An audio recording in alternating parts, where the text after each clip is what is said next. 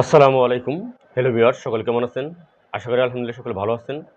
আমিও আপনাদের আলহামদুলিল্লাহ ভালো আছি। কিন্তু খুবই ভারাক্রান্ত মন নিয়ে আপনাদের সামনে উপস্থিত হয়েছি।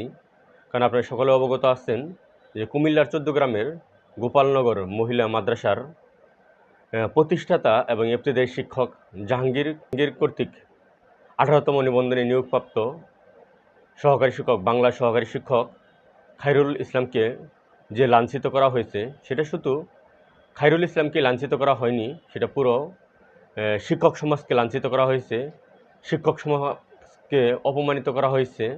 তাই আমরা একজন শিক্ষক হিসেবে এর প্রতিবাদ জানাচ্ছি।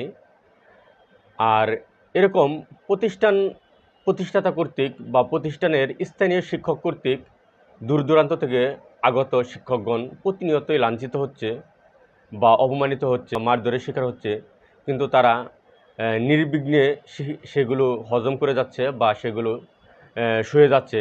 বিশেষ করে পঞ্চম, ষষ্ঠ এবং সপ্তম গণবিজ্ঞপ্তিতে যারা সুপারিশপ্রাপ্ত হয়েছে ভিন্ন জেলায় দূর দূরান্তে, প্রতিষ্ঠানের যে কমিটির মাধ্যমে নিয়োগপ্রাপ্ত স্থানীয় যে শিক্ষকগুলো রয়েছে, বিশেষ করে প্রতিষ্ঠান প্রধান, তারা তাদের সাথে প্রতিষ্ঠান প্রধান তাদের সাথে অমানবিক আচরণ করেছে, তাদের সাথে দুর্ব্যবহার করেছে, তাদেরকে ভিন্নভাবে হয়রানি করার চেষ্টা করেছে।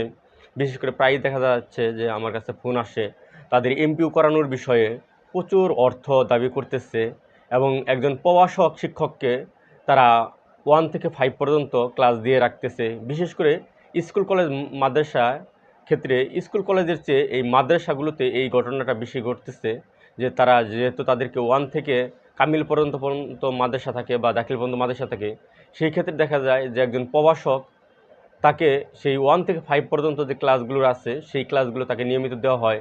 তাকে প্রভাষক পদের কোনো কোর্স তাকে নেওয়ার সুযোগ করে দেওয়া হয় না। এভাবে তাকে দীর্ঘদিন পর্যন্ত টর্চার করা হয়, মানসিক যন্ত্রণায় রাখা হয় যেন সে চলে যায় এই পন্থায়। এমনকি তাদের এমপিও করার ক্ষেত্রে বড় ধরনের একটি অর্থ তারা দাবি করে বসে। বিশেষ করে এগুলো স্থানীয় প্রতিষ্ঠান প্রধান হওয়ার কারণে এই সমস্যাগুলো হয়ে থাকে। বিশেষ করে প্রতিষ্ঠান প্রধান স্থানীয় এবং প্রতিষ্ঠানের যে হিসাবরক্ষক বা কেরানি বা তারা স্থানীয় হওয়ার কারণে তারা দেখা যায় যে অধ্যক্ষ বা প্রতিষ্ঠান প্রধানের চেয়েও তারা বেশি ক্ষমতাধর থাকে। তাদেরকে টাকা না দিলে বা তাদেরকে বড় ধরনের অ্যামাউন্ট না দিলে তারা এমপিও সাবমিট করে দেয় না এবং তারা মাসের পর মাস তারা একজন শিক্ষককে হয়রানি করতে থাকে, এমপিও করে দেয় না। এই সমস্যাগুলো আসলে দিন দিন বেড়েই চলছে। তাই আমরা শিক্ষক সমাজ এ বিষয়ে সচেতন হতে হবে এবং এরকম ঘটনা যেন আর না ঘটে, সেই ক্ষেত্রে আমাদের কর্তৃপক্ষ বা শিক্ষা মন্ত্রণালয় বা আমাদের সরকারকে পদক্ষেপ গ্রহণ করতে হবে। কারণ বিশেষ করে এমপিও শিক্ষকদের ক্ষেত্রে অটো এমপিও চালু করতে হবে। কারণ যতদিন পর্যন্ত এই অটো এমপিও চালু না করা হবে, ততদিন পর্যন্ত শিক্ষকগণ আরও হয়রানির শিকার বেশি হবে। কারণ এইসব ঘটনা, অধিকাংশ ঘটনা ঘটে এমপিও করার ক্ষেত্রে। বিশেষ করে প্রতিষ্ঠান প্রধান বা স্থানীয় যে প্রতিষ্ঠানের শিক্ষক রয়েছেন, তারা বড় ধরনের একটি অ্যামাউন্ট দাবি করে। একজন সদ্য বেকার থেকে কেবল শিক্ষক হওয়া, তার আসলে আর্থিক অবস্থা খুবই খারাপ থাকে। সেই ক্ষেত্রে প্রতিষ্ঠান ভেদে এমনও প্রতিষ্ঠান আছে যাদের কাছে 50,000, 1 লক্ষ টাকা পর্যন্ত দাবি করে বসে।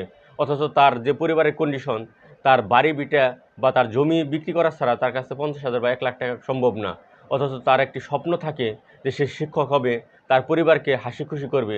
অথচ সে শিক্ষক হওয়ার পরে তার শুরুতেই যে একটা বাধাগ্রস্ত হয়, সে একটা অমানবিক নির্যাতনের শিকার হয়, আর্থিক একটা সংকটে পড়ে বা তার মানসিক একটা সমস্যাগ্রস্ত পড়ে।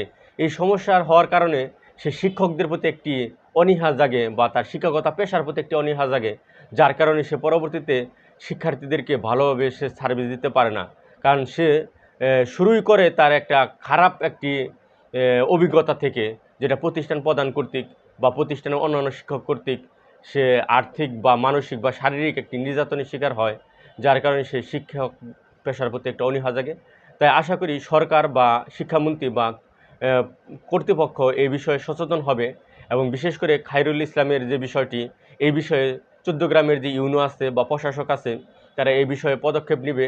অপরাধী তাকে শাস্তির আওতায় আনবে এবং দৃষ্টান্তমূলক শাস্তি দিবে, যে শাস্তির কারণে যে অন্য কোনো স্থানীয় শিক্ষক বা প্রতিষ্ঠান প্রধান যেন কোনো শিক্ষকদের সাথে দুর্ব্যবহার বা খারাপ ব্যবহার বা কোনো আর্থিক লেনদেন করতে না পারে, সেই বিষয়টি যেন এই দৃষ্টান্তমূলক শাস্তির উপর নির্ভর করে। আর আমাদের শিক্ষক সমাজকে সবসময় এক থাকতে হবে যেন আমাদেরকে কেউ হেনস্থ করতে না পারে, আমাদেরকে কেউ দুর্বল না ভাবতে পারে।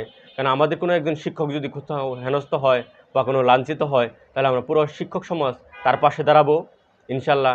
আর এই ক্ষেত্রে অবশ্যই বদলিটা খুবই গুরুত্বপূর্ণ, কারণ একজন শিক্ষক সে 200, 300, 500 মাইল দূরবর্তী স্থানে যে সে চাকরি করে, সেখানে তার আত্মীয় স্বজন কেউ থাকে না। আর ওই এলাকার স্থানীয় যে শিক্ষকগুলো আছে, তারা এই বিষয়টা যখন জানতে পারে যে সে অনেক দূর থেকে আসছে, তাকে তারা দুর্বল ভাবে। তাই যত দ্রুত সম্ভব বদলির আওতায় আনা হোক। সরকারকে দৃষ্টি আকর্ষণ করছি যেন শিক্ষকদেরকে নিজ জেলায় বা নিজ উপজেলায় সুযোগ করে দেয়, বদলির সিস্টেমটা দ্রুত চালু করে দেয়। আর এরকম ঘটনা যেন না ঘটে, সেই জন্য খায়রুল ইসলামের হেনস্থকারীকে দৃষ্টান্তমূলক শাস্তির ব্যবস্থা গ্রহণ করা হয়। এই প্রতিবাদ জানাচ্ছি। সকল ভালো থাকবেন, সুস্থ থাকবেন, এবং শিক্ষক সমাজ আমরা সকলে এক, এটা আমরা ঐক্যবদ্ধ থাকবো ইনশাল্লাহ। সকলের জন্য শুভকামনা রইল। আসসালামু আলাইকুম।